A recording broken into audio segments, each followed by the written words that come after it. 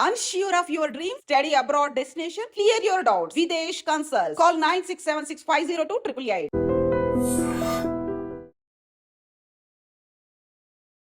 కోటి రూపాయలు సంపాదించడం అంత ఈజీ అనుకుంటున్నారా? ఈజీనే. అది ఎలా అంటే మన పర్సనల్ ఫైనాన్షియల్ అడ్వైజర్ విజయ్ కర్ణం గారు ఉన్నారు. ఇంతకు కోటి రూపాయలు సంపాదించాలంటే ఎన్ని రోజుల్లో మనం సంపాదించవచ్చు అంట?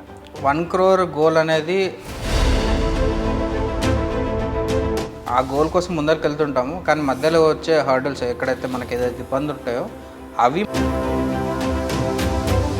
చాలామంది 1 crore ప్లాన్ చేస్తారు, చాలామంది చేస్తారు, చాలామంది అచీవ్ అవుతారు కూడా. కానీ 1 crore అచీవ్ కాకపోవడానికి రీజన్స్ కూడా ఉంటాయి.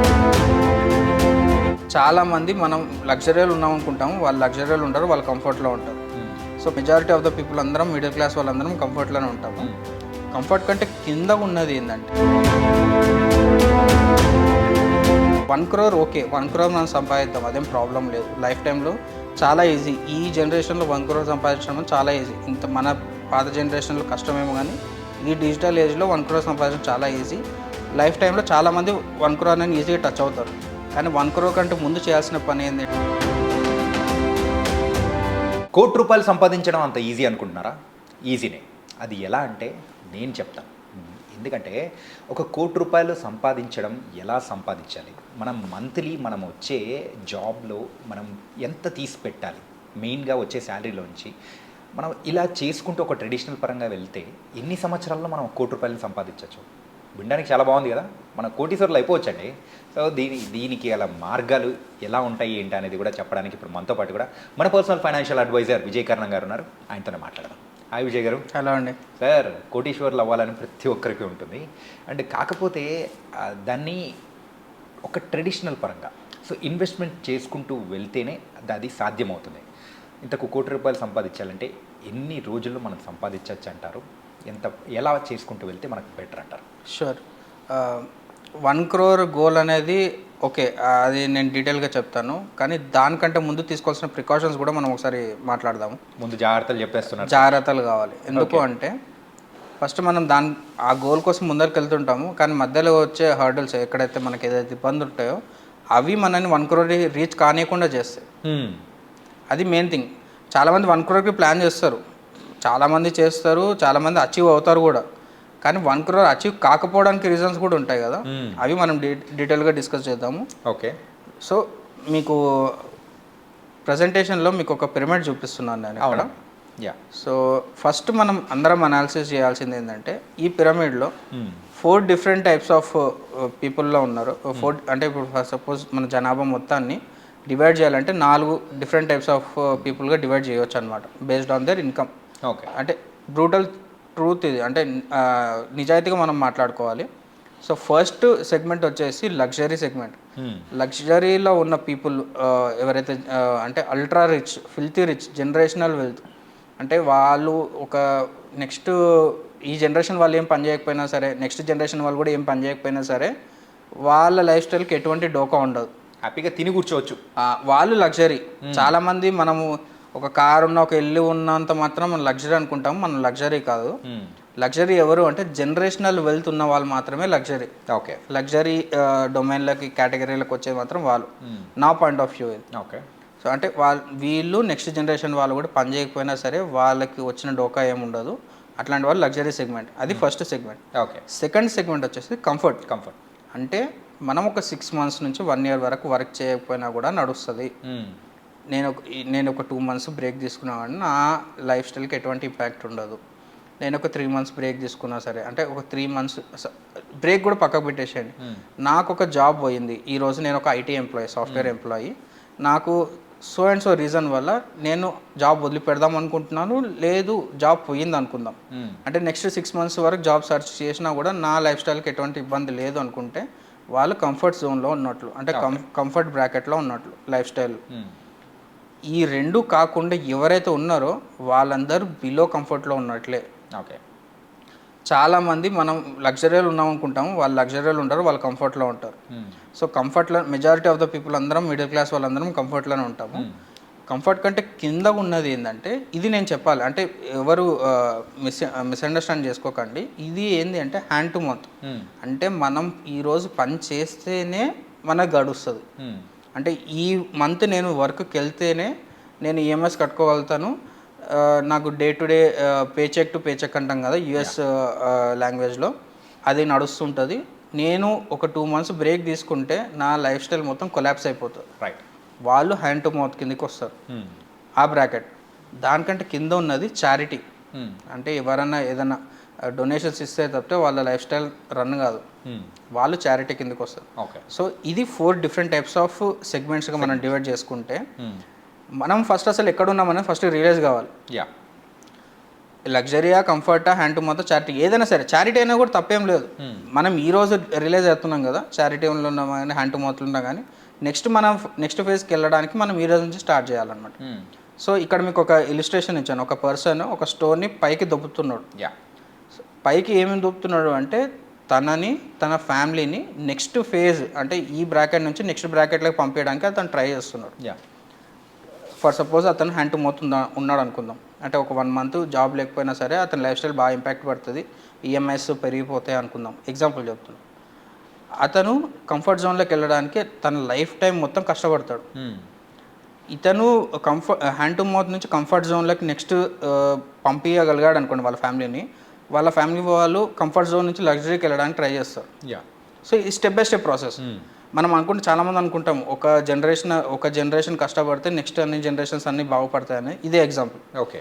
ఒక జనరేషన్ హ్యాండ్ టు మౌత్ నుంచి కంఫర్ట్ జోన్కి వెళ్ళిపోయారు అనుకోండి, కంఫర్ట్ జోన్ వాళ్ళు కింద ఏమంటారు day to day related struggle పడకుండా డైరెక్ట్ వాళ్ళు ఇంప్రూవ్మెంట్ కావడానికి ఎక్కువ ఛాన్సెస్ ఉంటాయి. వాళ్ళు లగ్జరీ సెగ్మెంట్లోకి వెళ్ళడానికి ఛాన్సెస్ ఉంటాయి అన్నమాట.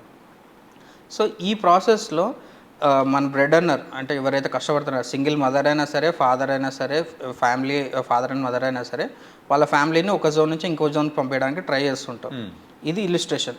చాలా జాగ్రత్తగా వినండి. ఇది నేను ఎందుకు చూపిస్తున్నాను అంటే ఈ ఇలిస్ట్రేషన్లో ఈ స్టోన్ ఏదైతే ఉందో ఆ స్టోన్ కొన్ని సిచ్యువేషన్స్ వల్ల కిందికి జారుతుంటుంది. ఎందుకు జారుతుంది తెలుసా?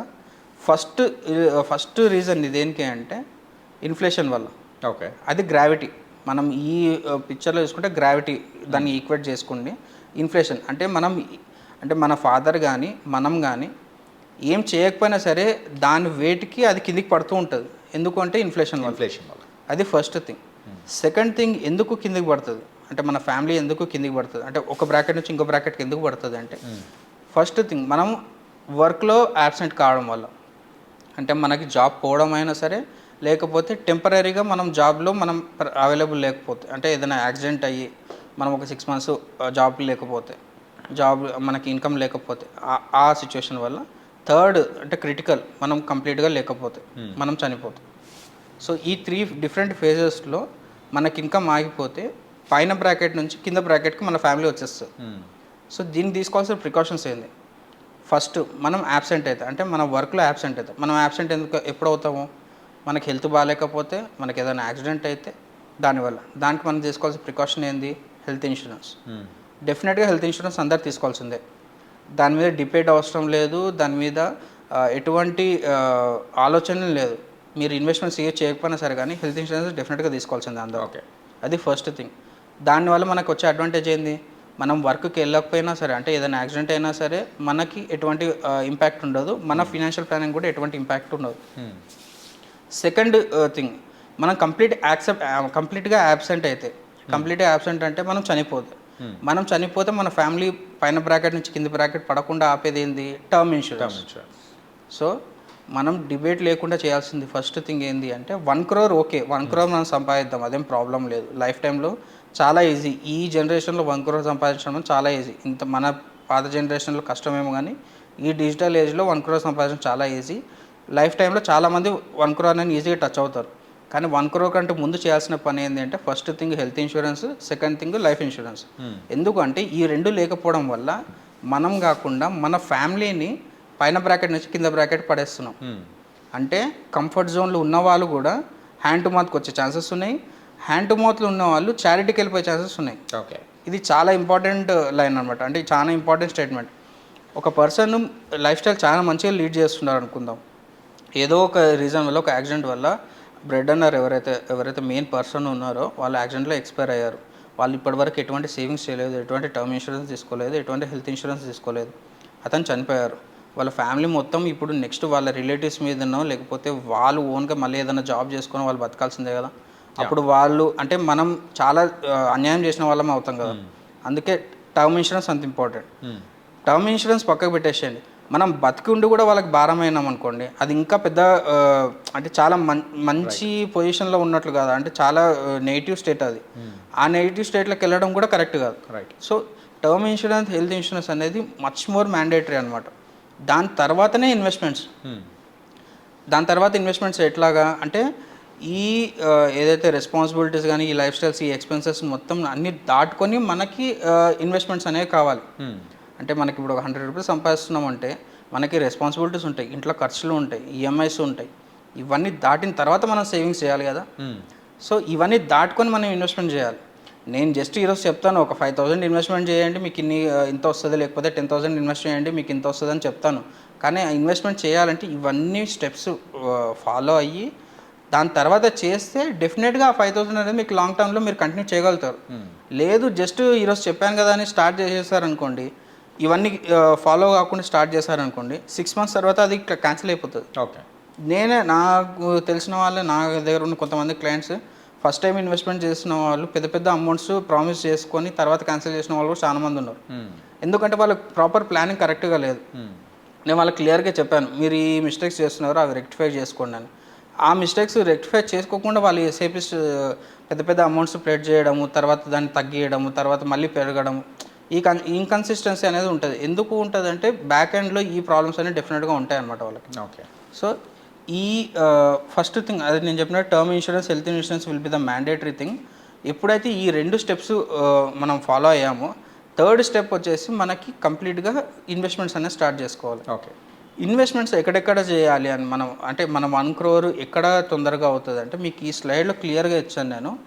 ప్రతి దగ్గర ఎంతెంత పర్సంటేజ్ ఆఫ్ రిటర్న్స్ వస్తాయి, ఎన్ని ఇయర్స్లో మన అమౌంట్ డబుల్ అవుతుంది అనేది ఈ స్లైడ్లో క్లియర్గా ఇచ్చాను. అది పాజ్ చేసి చూసుకోవచ్చు. సో ఇక్కడ మనకి highest probability of getting money doubled ఎక్కడ వస్తుంది అంటే మనకి థీమాటిక్ సెక్టార్స్లో జస్ట్ 4 yearsలోనే వస్తుంది అనమాట. థీమాటిక్ అండ్ స్మాల్ క్యాప్స్లో జస్ట్ 4 yearsలోనే అమౌంట్ డబుల్ అయ్యే ఛాన్సెస్ ఉంటాయి అన్నమాట. 4 to 5 yearsలో. అంటే అన్ని ఇయర్స్ అట్లా అవుతుంది అంటే అన్ని ఇయర్స్ అట్లా కాదు, కాకపోతే దాన్ని డైవర్సిఫై చేసుకొని మనం అట్లా చేసుకోవాలి. లీస్ట్ వచ్చేసి సేవింగ్స్ ఫండ్స్లో, సేవింగ్స్ అకౌంట్స్. సేవింగ్స్ అకౌంట్స్లో 4%, 3.5%, 4%, 5% అట్లాగానే ఉంటుంది. సో ఈ types of percentage of returns ఇన్ని ఇయర్స్లో మనకు డబుల్ అవుతుంది అంటే మనకి ఎక్కడ కావాలంటే మరీ అంత రిస్క్ తీసుకోవాల్సిన అవసరం లేదు. అట్లానే సేవింగ్స్ అకౌంట్స్లో పెడితే కూడా మనకి అది సరిపోదు అనమాట ఆ టైంలో. సో ఇన్ బిట్వీన్ మనము మ్యూచువల్ ఫండ్స్లో ఈక్విటీ ఫండ్స్, హైబ్రిడ్ ఫండ్స్ని యూజ్ చేసుకొని 12 to 15% రిటర్న్స్ యూజ్ చేసుకుంటే ఈజీగా 1 crore అనేది అచీవ్ కావచ్చు అనమాట లైఫ్ టైంలో. సో చాలామంది ఏమంటారు 1 crore అనేది చాలా పెద్ద అమౌంట్, మనం అచీవ్ కాలేము, సో 1 crore అనేది కాని పని మన దగ్గర ఉన్న అమౌంట్తో అనేసి చాలామంది గివప్ ఇచ్చేస్తారు. కానీ యంగ్స్టర్స్ కూడా ఇలా ఉన్నారు, యంగ్స్టర్స్ కూడా ఇదే మైండ్ సెట్లో ఉన్నారు, ఎందుకంటే వాళ్ళ కాస్ట్ ఆఫ్ ఎక్స్పెన్సెస్ అట్లాగానే ఉన్నాయి.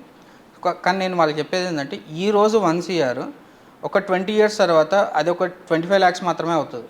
ఓకే. జస్ట్ 6% ఇన్ఫ్లేషన్ వేసుకుంటే మీకు ఒక 22 years తర్వాత అదొక 25 lakhs మాత్రమే. అంటే ఈరోజు 25 lakhs ఉన్న వాల్యూ 20 years తర్వాత 1 crore ఉండే వాల్యూ 25 lakhs మాత్రమే.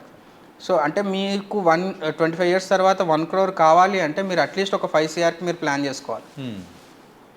అర్థమవుతుంది అంటే మనం ఇప్పుడు 1 crore అని మనం ఈరోజు మనం ప్లాన్ చేస్తున్నాము, కానీ యాక్చువల్గా మీకు కావాల్సింది 1 crore కాదు, 5 crores. ఇన్ఫ్లేషన్ వల్ల 5% అనేది ఎగ్జాక్ట్లీ 6% మనం ఇన్ఫ్లేషన్ వేసుకుంటే డెఫినెట్గా మనకు ఉన్నది 1/4 అయ్యే ఛాన్సెస్ ఉన్నాయి. అంటే మనకు కావాల్సిన వాల్యుయేషన్ 1/4కి వెళ్ళిపోతుంది. అంటే నేను కొంతమంది అంటే ఫండ్స్ అవైలబిలిటీ ఉన్న వాళ్ళకి ఏం చెప్తానంటే 10 times ఆఫ్ యువర్ గోల్స్ మీరు ప్లాన్ చేసుకోండి. అంటే మీకు ఒక 1 crore కావాలంటే 10 crores ప్లాన్ చేసుకోండి. దానివల్ల నష్టం ఏముంది? ఎవరికి నష్టం లేదు కదా. వీళ్ళు ఈరోజు కాంప్రమైజ్ అవుతున్నారు వాళ్ళ లైఫ్ స్టైల్ కానీ వాళ్ళ ఎక్స్పెన్సెస్ కానీ లాంగ్ రన్లో వాళ్ళకే కదా బెనిఫిట్ అయ్యేది. రైట్. సో అందుకే నేను 10 times ఆఫ్ యువర్ గోల్స్ అనే ప్లాన్ చేసుకోండి అని చెప్తాను యంగ్స్టర్స్కి మాత్రం. అదే 30-40 years ఉన్న 10 times అనేది కాని పని అది. ఎవరైతే యంగ్స్టర్స్ బిలో 30 ఉన్నారో వాళ్ళకి మాత్రం 10 times అని చెప్తాను అనమాట. అండ్ ఇంకొకటి రీసెంట్గా నేను ఒకటి చూశాను, చాలా అంటే ఎంత ఫాల్స్ నెరేషన్ ఉంది బయట అంటే, ఒక క్లయింట్ నాకు ఒక వీడియో తీసుకొచ్చి చూపించారనమాట. సార్ మీరు ఎస్ఐపి చెప్తున్నారు, ఓకే బాగానే ఉంది, కానీ నేను ఈ వీడియో చూశాను, ఎస్ఐపి కరెక్ట్ కాదంట, ఓన్లీ స్టెప్అప్ ఎస్ఐపి కరెక్ట్ అంట. ఎస్ఐపి అయితే ఇన్ ఇయర్స్ తర్వాత వాల్యుయేషన్ పడిపోతుంది, ఇంతకుముందు నేను చెప్పినట్టు 25 lakhs అయిపోతుంది. అదే స్టెప్అప్ ఎస్ఐపి చేస్తే 1 crore దగ్గర 5 crores లాభం వస్తుంది నాకు అని చెప్పేసి అన్నారు. సరే నాకు తెలుసు, బ్యాక్ అండ్ క్యాల్కులేషన్ నాకు తెలుసు. నేను అతన్ని అడిగాను, 1 crore నార్మల్ ఎస్ఐపికి స్టెప్అప్ ఎస్ఐపికి మీరు ఎంత ఇన్వెస్ట్ చేస్తున్నారో మీకు డిఫరెన్స్ తెలుసా అంటే 15% కదా సార్, ఈ ఇయర్ 10,000 చేస్తుంటే నెక్స్ట్ ఇయర్ 15% మాత్రమే ఇంక్రీజ్ చేస్తాను కదా, నేను గ్రాడ్యువల్గా చేసుకుంటూ పోతాను అని చెప్పాను అని అన్నాడు అతను. కానీ వాళ్ళకి అర్థం కానిది ఏంటి అంటే, స్టెప్అప్ ఎస్ఐపిలో మీరు కాంట్రిబ్యూట్ చేసే అమౌంట్ చాలా ఎక్కువ. ఓకే. నార్మల్ ఎస్ఐపిలో కాంట్రిబ్యూషన్ చాలా తక్కువ ఉంటుంది. అండ్ దాంట్లో ఇన్ఫ్లేషన్ యాడ్ చేసుకుంటే ఇంకా తగ్గిపోతుంది మీకు. ఓకే. అంటే ఈరోజు 10,000 మీరు ఎస్ఐపి చేస్తున్నారు అనుకోండి, 10 years తర్వాత 10,000 వాల్యూ విల్ బి జస్ట్ 5,000 మాత్రమే. 5,000 మీరు కంటిన్యూస్ చేయగలుగుతారు, కానీ 10,000 ఎవ్రీ ఇయర్ 10% ఇంక్రీజ్ చేసుకుంటే మీరు ఎవరు వెళ్ళరు. ఎందుకంటే 10% ఇంక్రీజ్ చేసుకుంటే వెళ్ళాలి అంటే మన ఇన్కమ్ కూడా 10%కి 15%, 20% ఇంక్రీజ్ అవ్వాలి. ఈరోజు నాకు 1 lakh వస్తుందంటే ఎవ్రీ ఇయర్ 10% ఇంక్రిమెంట్ ఎవరు ఇస్తారు? ఎవరు ఇవ్వరు కదా, అన్లెస్ ఐటీ పీపుల్. అంటే ఐటీ వాళ్ళకి 2-3 yearsకి 100% హైక్స్ ఇచ్చిన కంపెనీస్ కూడా ఉన్నాయి, చాలా కంపెనీస్. వాళ్ళని ఎగ్జామ్షన్, వాళ్ళు కాదు, జనరల్ పబ్లిక్ గురించి మాట్లాడుతున్నాం. గవర్నమెంట్ ఎంప్లాయీస్ కానీ ప్రైవేట్ ఎంప్లాయీస్ కానీ ఎవ్రీ ఇయర్ 10% ఇంక్రిమెంట్ అనేది చాలా తక్కువ, కానీ సేమ్ మెయింటైన్ చేయడం చాలా ఈజీ. ఈ క్యాలిక్యులేషన్లో నేను చూపిస్తున్నాను చూడండి. 22 yearsకి జస్ట్ నార్మల్ ఎస్ఐపి 22 yearsకి 1 crore అనేది ఈజీలీ పాసిబుల్ కాబట్టి, నార్మల్ ఎస్ఐపికి జస్ట్ 5,600 rupeesకి మాత్రమే 1 crore కాంట్రిబ్యూషన్ వస్తుంది. ఓకే. కానీ స్టెప్అప్ ఎస్ఐపిలో అతను నాకు చూపించిన క్యాలిక్యులేషన్ ఇదే అనమాట. సార్ ఇప్పుడు నేను 5,000 ఇచ్చే బదులు జస్ట్ 1,800 rupees ఇస్తాను, 1,800 rupees స్టెప్అప్ ఎస్ఐపి చేస్తాను, 15%కి చేసుకుంటూ వెళ్తాను, సో నాకు 22 years తర్వాత 1 crore వస్తుంది కదా అనేసి అన్నారు. సరే ఈరోజు 5,000 దగ్గర 1,800 rupees తక్కువ అని చెప్పేసి మీరు ఎంటర్ అవుతున్నారు, కానీ మీరు నెక్స్ట్ స్లైడ్లో చూస్తే స్టెప్అప్ ఎస్ఐపి లాస్ట్ ఇయర్ అయితే అతను మంత్లీ కాంట్రిబ్యూషన్ షుడ్ బి 4,21,000. 15% ప్రతిసారి పెంచుకుంటూ వెళ్తూ ఉంటే 22nd yearలో అతని ఎస్ఐపి కాంట్రిబ్యూషన్ షుడ్ బి 4,22,000. అంత ఎస్ఐపి ఎవరైనా చేయగలుగుతారా? 22 years తర్వాత అంత ఇన్కమ్ ఉంటుందని గ్యారంటీ ఉందా? సో ఇది రియలిస్టిక్ అంటే రియలిస్టిక్ కాదు. ఈరోజు 1,800 రూపీస్తోని 1 crore ఎస్ఐపి అనేది ఒక మంచి బ్యానర్ ఐటమే, కానీ లాంగ్ రన్లో సస్టైన్ అయ్యేది ఏంటి? 5,000 rupees ఎస్ఐపి. ఇప్పుడు 5,600 rupees నుంచి మీరు స్టార్ట్ చేశారనుకోండి, ఫస్ట్ ఇయర్ 67,000 rupees మీకు అవుతుంది పర్ ఇయర్ ఎస్ఐపి కాంట్రిబ్యూషన్. అది సేమ్ కంటిన్యూస్గా నెక్స్ట్ 22 years ఈజీగా కంటిన్యూస్గా మీరు మెయింటైన్ చేయగలుగుతారు.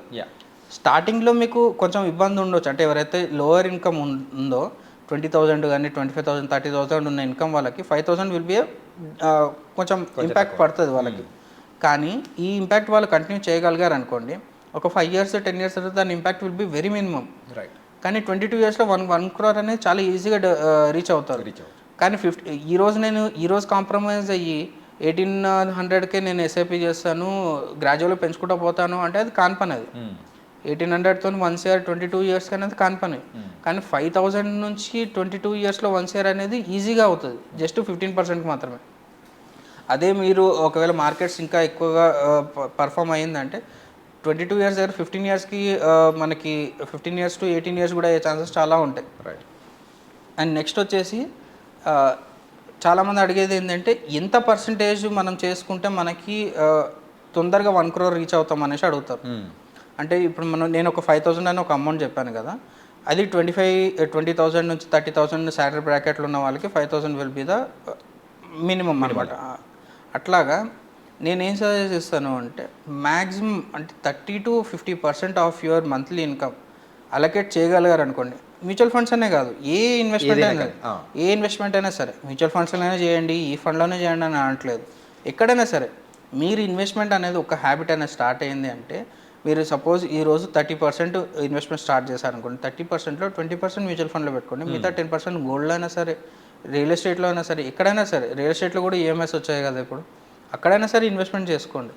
కానీ మీ కాంట్రిబ్యూషన్ అంటే మంత్లీ ఇన్కమ్లో మాత్రం 30 to 50% మాత్రం డెఫినెట్గా సేవింగ్స్లోకి వెళ్ళి ఇన్వెస్ట్మెంట్స్లోకి వెళ్ళింది అనుకోండి, అయినంత తొందరగా మీరు 1 CR అనేది అచీవ్ కావచ్చు. ఓకే. సో 10,000 ఉన్న శాలరీ పర్సన్ అయినా సరే, 1 lakh శాలరీ పర్సన్ అయినా సరే, 30,000 నుంచి అంటే 30% నుంచి 50% వరకు వాళ్ళ మంత్లీ అలొకేషన్ టువర్డ్స్ ఇన్వెస్ట్మెంట్స్ వెళ్ళింది అంటే less than 15 years, less than 20 years 1 CR అని ఈజీగా అచీవ్ అయిపోయి. 1 lakh ఉన్న పర్సన్కి 1 crore will be nothing 22 years. So అతనికి తగ్గట్లు అతను స్ట్రాటజీ డిఫరెంట్గా చేసుకోవాలి. సో ఇక్కడ నేను కంప్లీట్ టేబుల్ ఇచ్చాను. అంటే 10,000కి ఎన్ని ఇయర్స్ పడుతుంది, 5 crores-కి, 10 crores-కి ఎంత టైం పడుతుంది, అండ్ 25,000కి ఎన్ని ఇయర్స్ పడుతుంది, అండ్ అట్లాగే 1 lakh ఉన్న వాళ్ళకి ఎన్ని ఇయర్స్ పడుతుంది, 1 CRకి కానీ 2 CRకి కానీ 5 CRకి కానీ అని డీటెయిల్గా ఇచ్చాను. ఇది పాజ్ చేసి వాళ్ళు చూసుకోవచ్చు అనమాట. ఈ table will be like thumb rule, అంటే ఈజీగా మనం గుర్తుపెట్టుకోవచ్చు అనమాట దీని నుంచి. సో అండ్ ఇంకొక బ్యూటిఫుల్ థింగ్ అంటే మనం పవర్ ఆఫ్ కాంపౌండింగ్ గురించి మనం చాలాసార్లు డిస్కస్ చేశాం కదా. సో ఇక్కడ పవర్ ఆఫ్ కాంపౌండింగ్ అనేది లాస్ట్ స్లైడ్లో నేను చూపించింది ఎలా ఉందంటే, ఫర్ సపోజ్ ఎవరైనా ఒక పర్సన్ 25,000తో ఎస్ఐపి స్టార్ట్ చేశాడు అనుకుందాం. అతను ఫస్ట్ 1 CR అక్యుములేట్ చేయడానికి 13 years టైం పడుతుంది. 13 years 9 months పడుతుంది ఫస్ట్ 1 crore అక్యుములేట్ చేయడానికి 25,000తో. కానీ అదే పర్సన్ ఎస్ఐబి 25,000తో చేసుకుంటూ వెళ్ళాడు అనుకోండి, గ్రాడ్యువల్గా మీరు బార్గ్రాఫ్లు ఇక్కడ చూస్తే లాస్ట్ 1 CR జస్ట్ 9 monthsలోనే అయిపోతుంది అనమాట. సో ఇది పవర్ ఆఫ్ కాంపౌండింగ్. సో ఇది over the period of time ఒక 20 years 25 years అనుకుంటా, 25,000 25 years చేసుకుంటే 10 CR కార్పస్ అనేది డెవలప్ అవుతుంది. నేను స్టార్టింగ్లో చెప్పాను కదా 10 times ఆఫ్ యువర్ ఎక్స్పెక్టేషన్. ఎవరైతే ఒక 50,000 నుంచి 1 lakh శాలరీ బ్రాకెట్ ఉన్న వాళ్ళకి నేను ఇదే సజెస్ట్ చేస్తాను అనమాట. 1 CR గోల్ కాదు, మీరు 10 CR గోల్ పెట్టుకోండి, 25,000 ఎస్ఐపి చేసుకోండి. అయినంత తొందరగా 10 CRకి మీరు రీచ్ కావడానికి ఛాన్సెస్ చాలా ఉంటాయి. వన్స్ 10 CR మీరు రీచ్ అయ్యారనుకోండి, you can easily get retired అనమాట అక్కడ నుంచి. అండ్ నేను ఎందుకు మ్యూచువల్ ఫండ్స్ గురించి ఇంత ఎక్కువగా నేను ప్రిఫర్ చేస్తున్నాను, ఎందుకు ఇంత ఎక్కువ సజెస్ట్ చేస్తున్నాను అంటే, ఒక చిన్న ఎగ్జాంపుల్ లాస్ట్ స్లైడ్లో మనందరికీ తెలుసు Apple is one of the biggest company, one of the well known brands in the world కదా. ఒకసారి మీరు ఈ స్లైడ్లో చూస్తే యాపిల్ స్టాక్ లాస్ట్ 4 yearsలో నెట్ రిటర్న్స్ ఇచ్చింది 0 returns. మీరు కావాల్సి కంపారేటివ్గా చూసుకోండి, మీరు కూడా క్రాస్ చెక్ చేసుకోండి, మన వ్యూవర్స్ కూడా వాళ్ళు చూసుకోవచ్చు. యాపిల్ అయినా సరే, రిలయన్స్ అయినా సరే, చాలా పెద్ద పెద్ద లార్జ్ క్యాప్ కంపెనీస్ అన్నీ నెట్ రిటర్న్స్ 0 వచ్చాయి. కానీ అదే మనం మ్యూచువల్ ఫండ్స్లో మినిమం కంపెనీస్ అంటే మినిమం మ్యూచువల్ ఫండ్స్ అంటే హైలీ అగ్రెసివ్ ఎక్కువగా రిటర్న్స్ ఇచ్చిన ఫండ్స్ కాదు, నార్మల్ ఫండ్స్ కూడా అబ్జల్యూట్ రిటర్న్స్ పాయింట్ ఆఫ్ వ్యూలో చూసుకుంటే 40% రిటర్న్స్ ఇచ్చాయి. Okay, with in span of 4 years. యాక్చువల్గా 5 to 6 yearsలో 100% రిటర్న్స్ ఇచ్చిన ఫండ్స్ చాలా ఉన్నాయి. అంటే యాక్టివ్ ఫండ్స్ ఏవైతే ఉన్నాయో 100% రిటర్న్స్ ఇచ్చిన ఫండ్స్ చాలా ఉన్నాయి. సో యావరేజ్గా చూసుకుని కొంచెం మీడియం టర్న్లో చూసుకుంటే కూడా 40% రిటర్న్స్ ఈజీగా వచ్చాయి. అందుకే direct stock picking will be least preferred from my side అనమాట. ఓకే, ఎప్పుడైనా మ్యూచువల్ ఫండ్లో చేస్తే మీకు డైవర్సిఫికేషన్ అవుతుంది, at the same time growth potential కూడా చాలా ఎక్కువ ఉంటుంది. వెరీ షార్ట్ డ్యూరేషన్లో మన గోల్స్ని అచీవ్ అవ్వచ్చు.